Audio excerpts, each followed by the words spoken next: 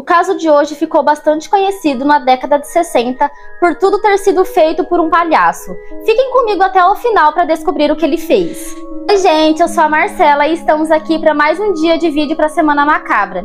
E se você estiver gostando, quero te convidar a se inscrever aqui no canal e a deixar o like para me ajudar a trazer mais conteúdos como esse aqui para vocês. Então, sem mais delongas, vamos ao caso de hoje. John Wayne Gacy nasceu em Chicago no dia 17 de maio de 1942. Ele e seus irmãos sofriam muito abuso do pai, que era alcoólatra e homofóbico.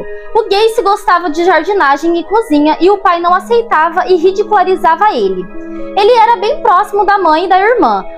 O pai, além de ridicularizar ele, também batia nele por qualquer coisa. Quando ele tinha 9 anos, ele foi molestado por um amigo muito próximo da família do pai dele.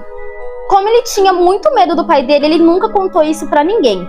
Ele foi falar disso muitos anos depois, e quando ele tinha 11 anos, ele levou uma pancada na cabeça que acabou formando um coágulo, que foi descoberto somente 5 anos depois do golpe. Então, quando ele fez 16 anos, foi descoberto pelos médicos.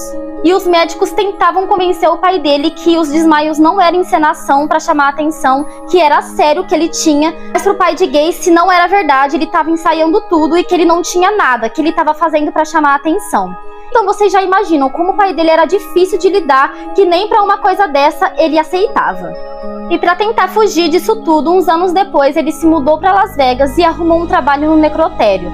Só que as coisas ficaram estranhas já desde o começo, porque ele não ganhava muito bem, então tinha dias que ele se escondia e dormia lá mesmo.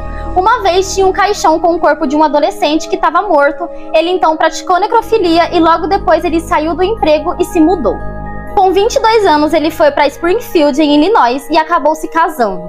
Depois de 2 anos, ele foi com a família para Waterloo, em Iowa. Lá ele trabalhou para o seu sogro como gerente de 3 lanchonetes da franquia KFC e também fazia parte da Gacy's, que era uma organização de formação e cidadania de liderança para pessoas com idade entre 18 e 40 anos. Ele e a esposa tiveram 2 filhos e nessa época ele dizia que a vida dele estava perfeita. Até o pai dele foi visitar ele e chegou a dizer que ele estava todo esse tempo errado sobre ele. Ele sempre foi muito duro com o Gacy e quando ele viu ele trabalhando e formando a sua família, ele assumiu estar totalmente errado. Mas como toda família perfeita, pro Gacy faltava mais. Ele então começou a usar drogas e a beber muito. Ele traía a esposa eventualmente, ele até abriu um bar no porão da casa dele e convidava os funcionários das lanchonetes para ir beber depois do trabalho, inclusive os adolescentes. Ele tentava embebedar eles para fazer algumas coisas depois e se ele não conseguia nada, ele falava que era só brincadeira para não levarem a mal, que ele gostava muito de brincar. Em 1967, o Gacy começou a ficar obcecado ainda mais com esse lance de chamar vários garotos para ir na casa dele, e nesse ano ele convidou um garoto, filho de um dos membros da associação comunitária onde ele liderava, para uma sessão de filmes na casa dele. Gacy embebedou o garoto e tentou fazer algumas coisas com ele, mas não deu certo. Então ele ofereceu dinheiro para ele não falar nada para ninguém, mas ele não aceitou e ele contou para os pais o que havia acontecido. Então eles acusaram o Gacy de abuso e ele pegou 10 anos de prisão. Quando isso aconteceu, a esposa se separou dele e foi embora com os 2 filhos. Depois disso, ele nunca mais viu nenhum deles. Na cadeia, todo mundo gostava dele, as pessoas falavam que ele tentava ajudar os outros, ele era um detento exemplar, que sempre fazia tudo certo. Outros detentos até disseram que ele melhorou a vida deles na prisão, e depois de 18 meses ele foi solto. Ele teve direito à liberdade condicional pelo seu bom comportamento na cadeia. Ele então voltou para Chicago e foi morar com a sua mãe. Ele voltou a trabalhar em lanchonetes, fazendo um bico ou outro. Nem um ano solto ele foi acusado novamente, dessa vez por tentar estuprar um adolescente, mas a acusação foi retirada depois que o garoto não apareceu no tribunal. Com ele trabalhando e a mãe dele ajudando, ele conseguiu comprar uma casa para ele. Ele começou um negócio no ramo de construção que deu muito certo rápido demais. E em 1972 ele noivou de novo. E uma semana antes do casamento, ele foi acusado novamente por tentar molestar um garoto. Ele era adolescente e o Gacy então ofereceu dinheiro para ele retirar a queixa e ele aceitou. Então a acusação foi retirada. E um tempo depois, numa viagem de negócio, ele acabou estuprando seu funcionário e esse mesmo cara apareceu na casa dele uns dias depois e ele estava no quintal. Esse cara deu uma surra nele, mas tipo assim, uma surra muito grande. E quando ele apareceu machucado, ele disse pra todo mundo que ele não quis pagar o cara por causa do mau serviço que ele vinha fazendo. Ele já tava ficando com a imagem bem suja, então ele começou a fazer diversas coisas. Ele entrou para um grupo chamado The Jelly Jokers. Nesse grupo, as pessoas se vestiam de palhaço em festas beneficentes, alegrando as crianças em hospitais e esses tipos de coisas. Ele entrou nesse grupo em 1975 e ele criou um novo personagem para ele, o Palhaço Pogo. Além de tudo, Gacy era um católico praticante e era líder em comissões religiosas. Ele era membro da Defesa Civil de Illinois, capitão-comandante da defesa da cidade, tesoureiro do Partido Democrata, também era empresário e chegou a ser nomeado como o Homem do Ano na cidade. Mas na verdade ele fazia tudo isso para tentar encobrir o que muita gente não sabia. Ele era o típico cidadão do bem, super conhecido e respeitado pelas pessoas, e fazia tudo isso que eu falei, né? Porém, ele começou a levar muitos homens para casa dele, e a esposa dele ficava sem entender o motivo daquilo, já que muitas vezes eram adolescentes que ele levava. Ele sempre levava eles para a garagem, então ela resolveu ir mexer lá para ver se achava alguma coisa, e ela acabou achando pornografia gay. Ela confrontou ele depois disso e ele acabou se assumindo bissexual e que a partir daquele dia eles não iriam mais ter relações sexuais. Então logo depois disso a esposa pediu o divórcio. Então a situação se agravou porque agora ele tinha casa só pra ele e ele começou a levar vários homens lá e um dia ele levou um adolescente que se chamava Timothy e tinha 15 anos. Eles tiveram relações lá na casa dele e na manhã seguinte, quando o Gacy acordou, ele viu o Timothy no pé da cama olhando pra ele com uma faca na mão. E sem pensar duas vezes pulou em cima do menino e pegou a faca e esfaqueou o menino até a morte.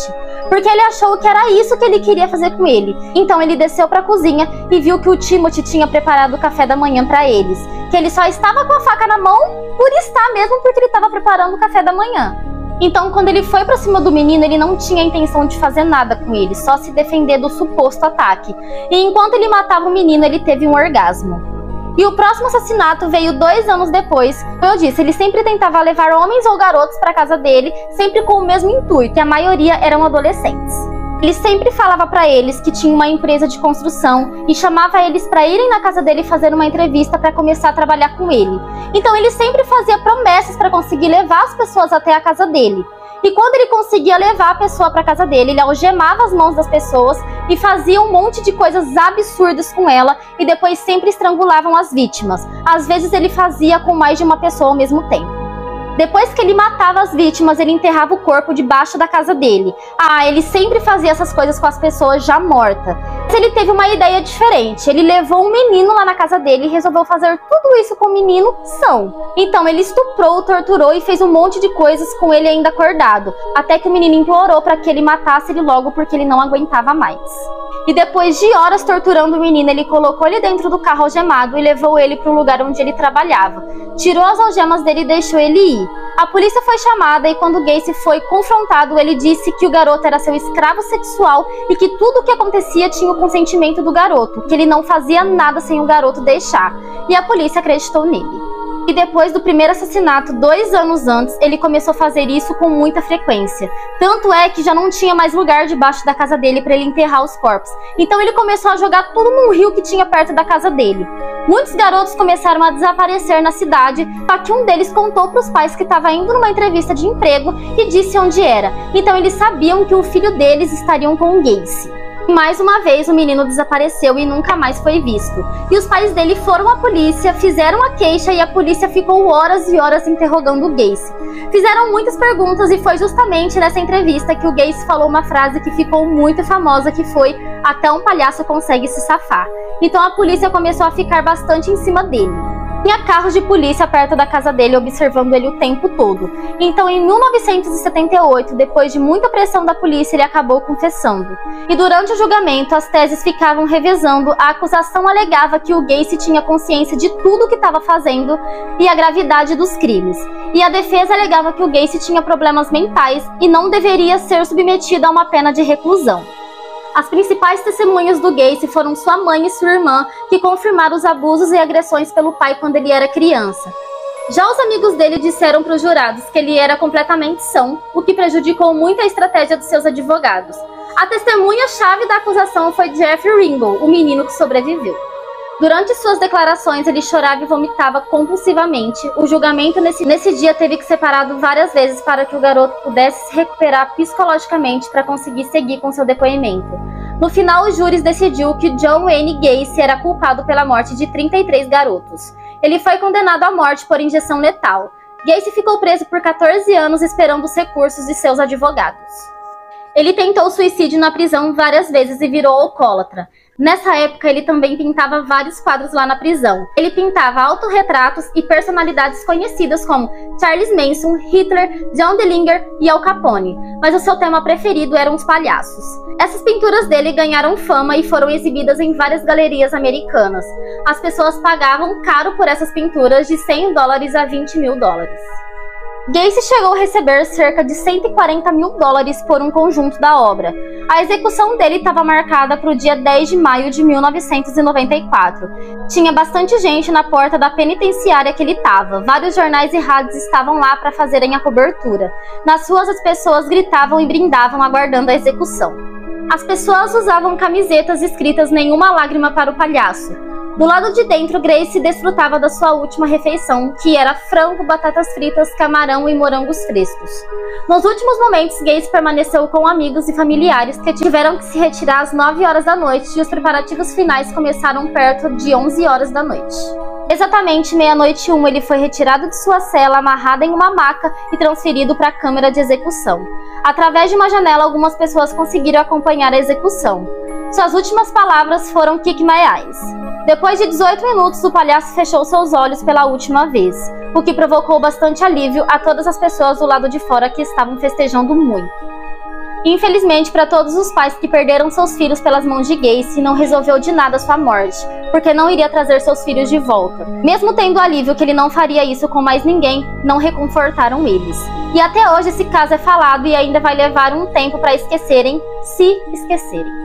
E esse foi o nosso terceiro vídeo dessa semana, que está sendo um sucesso. Então se inscrevam no canal para não perderem o vídeo de amanhã. E se ainda não assistiram os outros 2 vídeos dessa série, eu vou estar deixando eles aqui na descrição desse vídeo.